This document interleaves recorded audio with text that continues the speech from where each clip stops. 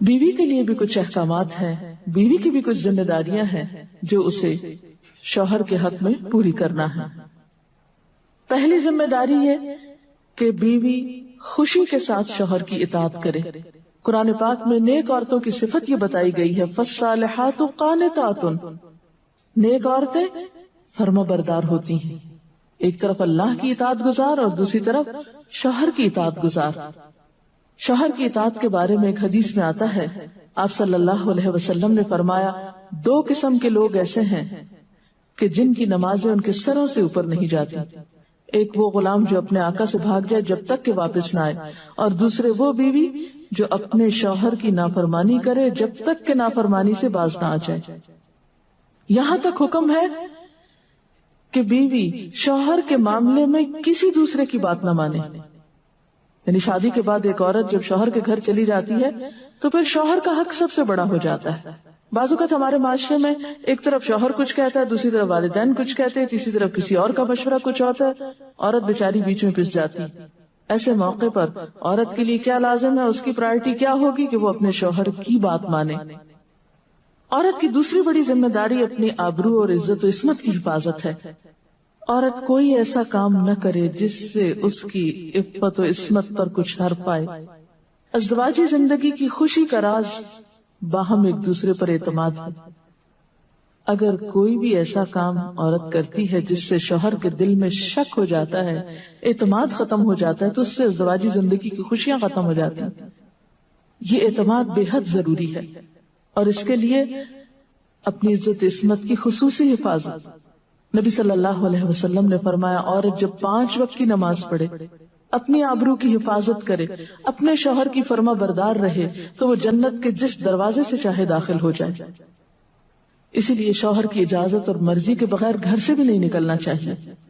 حضرت معاذ بن جبل کہتے ہیں کہ نبی صلی اللہ علیہ وسلم نے فرمایا، خدا پر ایمان رکھنے والی عورت کے لیے جائز نہیں کہ وہ اپنے شوہر کے گھر میں کسی ایسے کو آنے دے جس کا آنا شوہر کو پسند نہ ہو، اور وہ ایسی صورت میں گھر سے نکلے جب اس کا نکلنا شوہر کو پسند نہ ہو۔ اطاعت کے علاوہ شوہر کو خوش رکھنا یہ بھی بے حد ضروری ہے۔ نبی صلی اللہ علیہ وسلم نے فرمایا، جس عورت نے اس حال میں انتقال کیا کہ اس کا شوہر اس سے خوش تھا تو وہ جنت میں داخل ہوگی۔ اور عموماً کسی کی خوشی کے لیے انسان اپنے جذبات کی قربانی دیتا ہے، بعض اوقات اپنی سوچ کی قربانی دیتا ہے، بعض اوقات اپنے کسی اور راحت و آرام کی قربانی دیتا ہے۔ تو ایک عورت جب اپنے شوہر کو خوش کرتی ہے تو جواباً اس کے لیے خوشی پلٹتی۔ اس لیے گھریلو زندگی کی خوشی کا انحصار اسی بات پر ہے کہ دونوں ایک دوسرے کے لیے قربانی کے جذبات رکھتے ہوں، ایک دوسرے کے لیے رحمت اور ایک دوسرے کے لیے مودت کا ذریعہ ہوں، جیسا کہ قرآن پاک میں شادی کا مقصد یہ بتایا گیا کہ دونوں کے درمیان باہم مودت اور رحمت کے جذبات ہوں، ایک دوسرے کے لیے سکون کا باعث ہوں، تاکہ انسانی زندگی بہترین طریقے پر رواں دواں رہے۔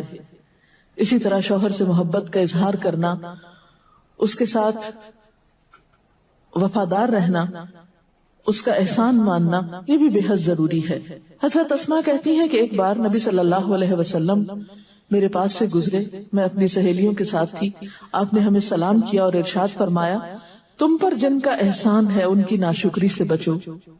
تم میں سے ایک اپنے ماں باپ کے گھر کافی دنوں تک بن بیاہی بیٹھی رہتی ہے، پھر اللہ تعالیٰ اس کو شوہر عطا کرتا ہے، اولاد دیتا ہے، اور ان سارے احسانات کے باوجود اگر کبھی کسی بات پہ شوہر سے ناراض ہوتی ہے تو کہہ اٹھتی ہے، میں نے تو کبھی تمہاری طرف سے کوئی بھلائی دیکھی ہی نہیں۔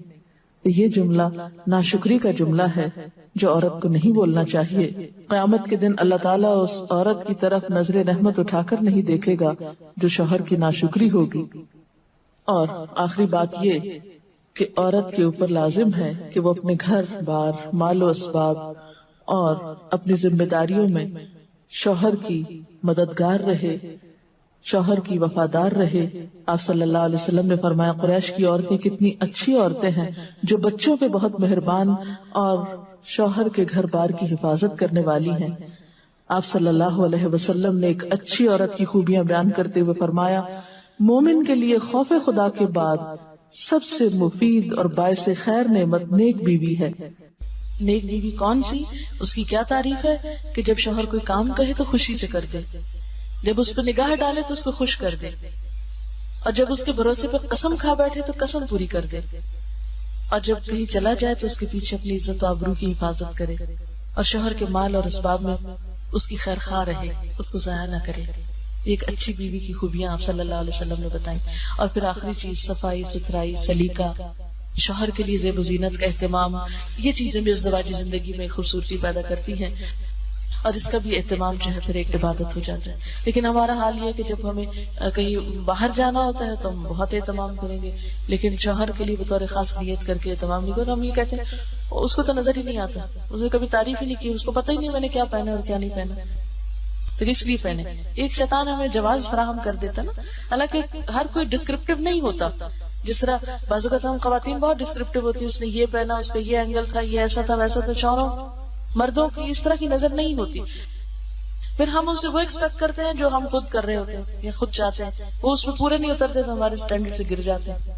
تو اس سے یہ ہے کہ ان کی اور بھلائیاں یاد رکھ کے اگر اس طرح کی کوئی کمی کوتاہی ہو جائے تو اسے اگنور کر دینا چاہیے، اور ان کے لیے بھی بطور خاص اہتمام کرنا چاہیے۔